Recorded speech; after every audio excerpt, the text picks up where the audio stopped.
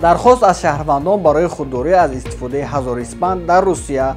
Мақомоти корҳои дохилии Тоҷикистон аз шаҳрвандон хоҳиш кардааст, ки истифодаи растании ҳазориспанд дар ҳудуди Федератсияи Русия ва интиқоли он ба ин кишвар худдорӣ намоянд. Бояд гуфт, ки аз моҳи феврали соли 2024 дар қаламрои Федератсияи Русия растании ҳазориспанд ба рӯйхати растаниҳои дорои маводи мухаддир дохил карда шудааст.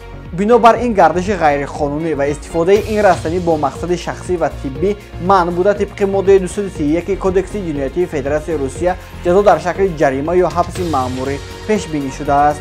ҳамзамон нисбати шаҳрвандони хориҷӣ ихроҷ аз қаламрави ин давлат татбиқ карда мешавад. дар сурати аз меъёри пешбинишуда зиёд будани растании ҳазориспанд нисбати интиқолдиҳанда ҷарима бо маблағи 1 миллион рубли русӣ ё маҳрум сохтан аз озодӣ пешбинӣ гардидааст. Пардифен ҳаб ҳангоми дарди сар, дарди буғум ва данонҳо тавсия дода мешавад. Пардифен аз ширкати Вегафарм. Пардифен ҳабро аз дорухонаҳо пурсон шавед.